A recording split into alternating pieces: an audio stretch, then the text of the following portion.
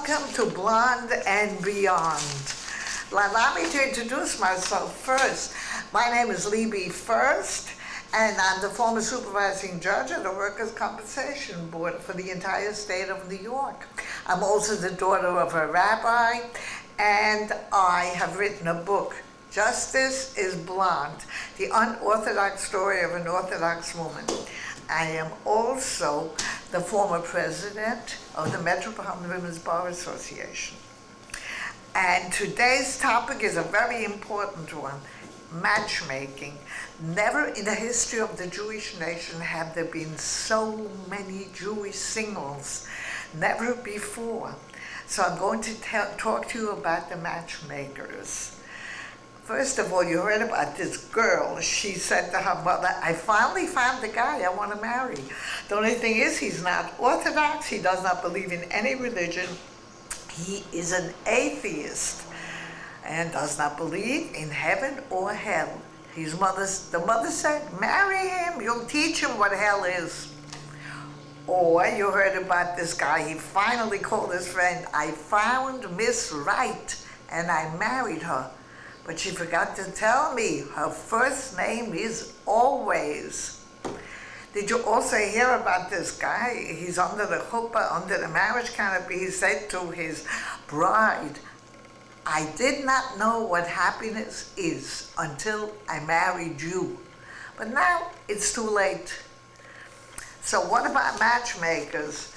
Matchmakers have been in style with the Jewish nation ever since Abraham, who was the first Jew who recognized God, because we always had the idea that marriage is the ultimate aim of anybody, all the women and the men. Because the first thing that God told us in the Bible, to man, he said, be fruitful and multiply. That's the first mitzvah, good deed that man must do. And the only way you can be fruitful and multiply is through marriage. When a baby is born in the Jewish home, we say, may we live to bring this baby to the marriage canopy. By us, marriage among the Jewish nation is not just two people getting together, having sex, going to an island, and having some crazy man, a priest, minister marry them, where the family does not partake. By us, marriage is establishing a Jewish home. It's a social factor, economic, it's two families getting together. Marriage is a very important thing. Now, I tell you what happened when they had a prophet in Jewish history. His name was Bilam, and he was the prophet for the enemy king, who sent him to curse the Jewish nation so that he will prevail upon them. So he goes there, and what does he say? God put words into his mouth, which we say today in every prayer. You always hear us saying it. Ma tovu ohalecha Yaakov. How beautiful are the tents of Jacob. That's what he said. Why didn't he say how beautiful is the religion of Jacob? How beautiful is the synagogue of Jacob? No, the tents, the homes of Jacob. Because in our tradition, the Jewish tradition, the home is the center of all activity. The strength of the Jewish nation emanates from the home. Now, what is the word strength in Hebrew? Koach. Koach, the koach of the Jewish nation. How do we spell koach in Hebrew? A ches and a chof. And what does it spell? It spells Husan and Kala, bride and groom. In other words, only if you have a bride and groom, then you can establish a Jewish home, a bayit ne'eman. We have to remember that. So all of us have to help people to get married. Now, I listened to a very big rabbi with a long beard and a heavy rabbi. He said, what is it you should look for in a spouse? I was very surprised what he said. He said, always look for a sense of humor. Because if that person does not have a sense of humor, then you would be dragged down to their level, and it would be very depressing. I know a young lady, she was going out with a guy for 2 years. I said, why don't you marry this guy? He's so nice. She said, he doesn't make me laugh. He doesn't make me laugh. So my girlfriend was standing there and she said, listen, if in a marriage there's one day that you don't cry, then you are lucky. That is such a funny remark, because a sense of humor is a very important thing. Now, what my brother the rabbi said, man is created in the image of God, and man must have a sense of humor. Therefore, how do we know that God has a sense of humor? So my brother, who's also a rabbi, he said, I've seen some of the people God created. I know he has a sense of humor. Very funny. Now, when I was looking for a husband, I was looking for all the things that he should be nice looking, because I'm a very handsome husband. So they say about me that my motto is that looks should not be one of the things to consider when choosing a spouse. It should be the only thing, because I happen to like good-looking people. So to me, that's very important. I like to make matches also as my hobby, because it says, Jewish people say that if you make 3 matches in a lifetime, you can definitely be guaranteed to go to heaven. And I have made more of them. But all of you might have heard about the matchmaker, who said to this young man, listen to me, I have a girl, she has $1 million. Would you want to meet her? He said, sure, for $1 million. The matchmaker said, the only one thing I have to tell you, she's so ugly, you won't be able to look at her, but she has $1 million. So he said, okay, $1 million, I'll meet her. The matchmaker said, can I tell you one more thing? And that is, her personality is the worst, but she has $1 million. So he said, okay, I'll meet her. So then he said, one more thing I want to tell you. The family is disgusting, miserable family, but she has $1 million. He said, all right, I'll meet her. And he goes to meet her, and what does he do? He marries her, and he meets the matchmaker. About 6 months later, he said, what did you do to me? How could you do such a thing? I married this girl, she is dirt poor. The whole family moved in with me. I'm supporting 6 children and the parents. How could you do that? And lied to me. So the matchmaker looked at him and said, but everything else I told you was true. So don't trust the matchmaker. But what happened in the turn of the century in America, matchmakers went out of business because the Jewish people that came from Russia, from Poland, and they came here without the parents, and they worked in factories, they came in contact with each other, boys and girls, which did not happen in the old country. And all of a sudden they met, they married, they couldn't phone their parents for permission, nobody could meet the intended, and then love was born. They married for love. And the philosophers said, the worst thing is if you marry for love and then you find out he's got no money. Very funny. Now, what is love according to the Jewish law? Love. 3 times a day, every Jew says a prayer. Shema Yisrael, you know. And in it, it says, you shall love your God with all your heart, with all your soul, and with all your possessions. These Shema Yisrael, we all say that. The way you love your God, you should love another human being. And you know why? Because every person has a portion of godliness in them. How do we show to God that we love him in so many ways?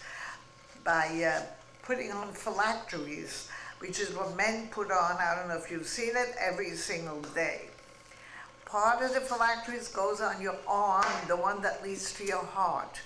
That is, love your God with all your heart. The other part of the phylacteries goes right here, and that's where your soul is. You love your God with all your soul. And with all your possessions, how do we show that? We show that by putting a mezuzahs on all our doors. Everything we have belongs to God.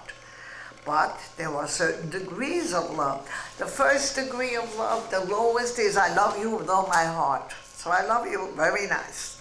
But the higher degree is I love you with all my soul. I'm willing to lay down my life for you. That's the second degree of love. Now, when there was a war in Israel, people came to my brother and said, listen, we want to go join the Israeli army in 1967 and fight in the war, lay down our life for the land of Israel. So my brother, the rabbi, said, you don't have to do that. You're an American citizen, stay here. The only thing that you can do is write a check to the United Jewish Appeal, to the Israeli army. So the man said, write a check? I should give money? That is too high a love. Like, if you want to love somebody with my heart and soul, but to give money with all my possessions, that is too high. That's impossible. Jack Benny was a famous comedian. He was known as very cheap. So he said, when the robber came to me and he put a gun to my head, and he said, your money or your life? So I said, let me think about that. Let me think about that. So when a boy takes out a girl and doesn't spend any money on that girl, that is not true love. That is not true love. You remember that. Now, my husband, he was a prisoner of war in Germany, and he suffered, and when he came back, he likes to know where his money goes, where the dollar goes. So somebody told a story about him, which is not true, but they say when he was going out with me, he wanted to buy me a present. So he went to buy perfume. He went to the store. He said, I would like perfume Passion. So the sales girl said, it's $100. He said, that's too much money. Then he said, all right, give me another brand. She said, here's a brand for $75. He said, that's too much money. And so the sales girl looked at him, said, what would you like? He said, I would like to see something cheap. So she gave him a mirror. And when he looked in that mirror, and he bought the mirror for me, and I've been using it ever since, which I think is a very funny joke. Now, before a person is born, God announces who this person is going to marry. I think it's 40 days before the person is born. So every person has their beshet, their intended. It's announced, and this is it. So I heard a rabbi tell a story. He said, look, I meet girls 40 years old. They're not married. They say, but Rabbi, where is my beshet? Where is my intended? How come I don't have one? So the rabbi said, you met your beshet 40 years ago, but you thought he was too fat, or you thought he was too poor. You miss up on your beshet, because nobody has all the qualifications that you are looking for today. They're looking for perfection, and which is very hard to get. Today, people, they have children first. There's no order to life anymore.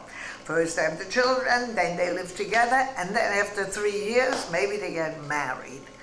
Now, if they get married after such a long time, it's like a married couple getting married. So they have to fight, and they have to get divorced. You see it every day. You see about this couple, they were married a long time, the husband got sick, and then he was dying. So the wife came to the hospital, and she said to the doctor, what should I do? The doctor said, come outside, I'll tell you. Number one, he has to have 3 home-cooked meals every day. Number 2, you have to do whatever he says. He can't have any more stress. Number 3, if he wants to make love, you have to make love to him whenever he wants. So the woman said, thank you very much. And she went back in the room where the husband was lying in bed. The husband said to his wife, what did the doctor tell you? So she said, the doctor said, you're gonna die. That's true love, right? Very funny. The man said, I married my wife for her looks, but not the kind of looks she's been giving me lately.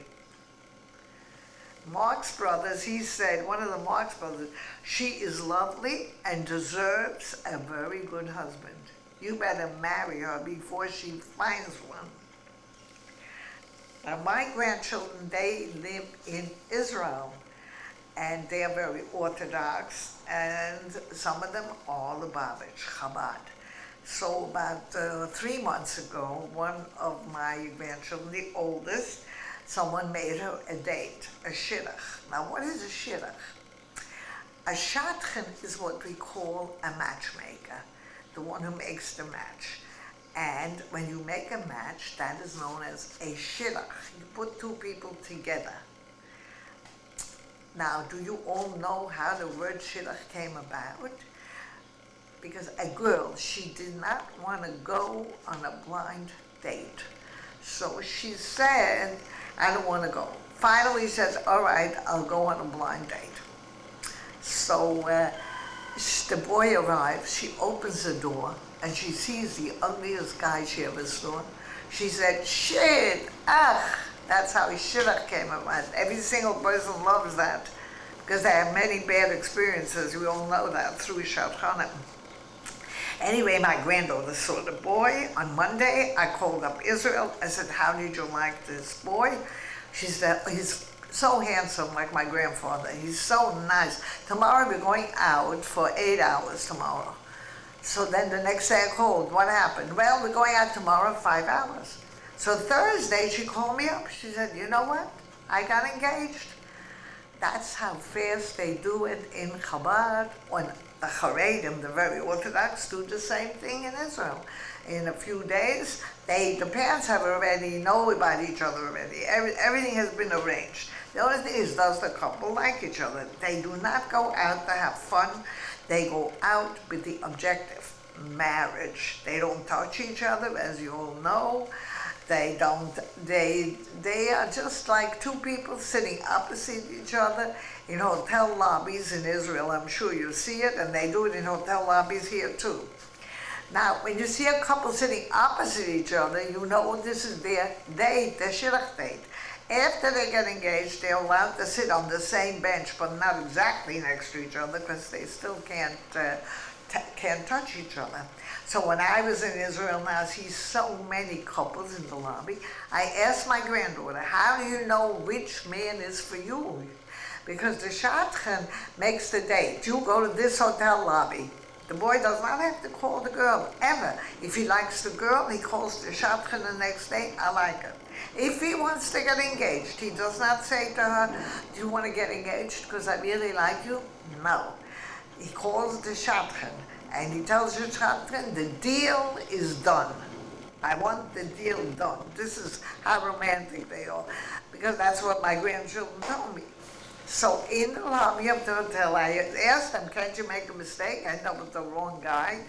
So my granddaughter said no, because everybody has a cell phone, and with this cell phone, everybody can call each other up. I'm standing here and there. What they did before cell phones, I don't know. That is so funny.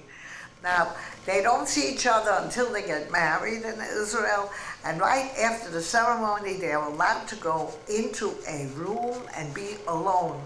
Many of you have seen that. It's known as the Yichud room. And there, they don't have sex because they're all dressed up, but it's the first time they touch each other. And they like to talk to each other. They give them food because people fast that day on the day of their wedding.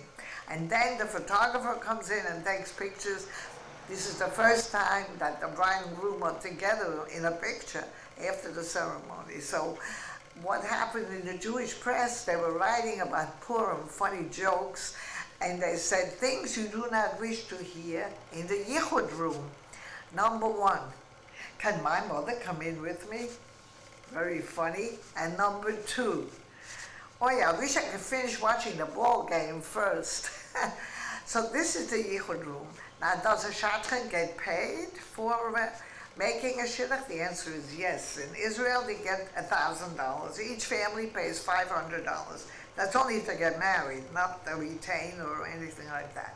But if you are a very special family, wealthy family, they pay $5,000. My cousins always get $5,000 for every shidduch they make. They're all rabbis.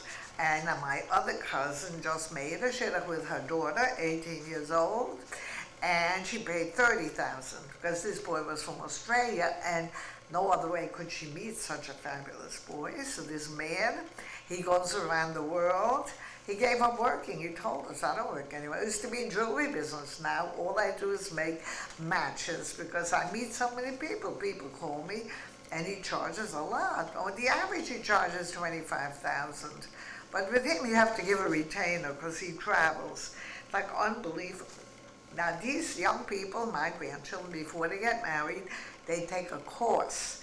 They take courses, how to act when you're married, and maybe about sex, I don't know, I didn't take the course, but the boy goes to take courses, the girl a color course and a groom course, and they're learning how to act nicely.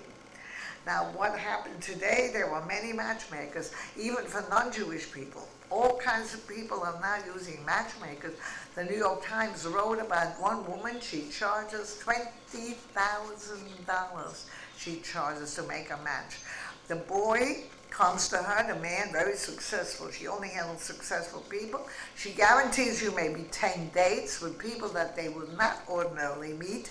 Only through her they meet such fabulous people. She makes the first date. She says, listen, you be in this hotel lobby or wherever, restaurant, and there the girl will be. She doesn't say, please call her up, do this, because young men today, they can have a phone number in their pocket for a year. They still didn't call up. I was too busy, I was out of town.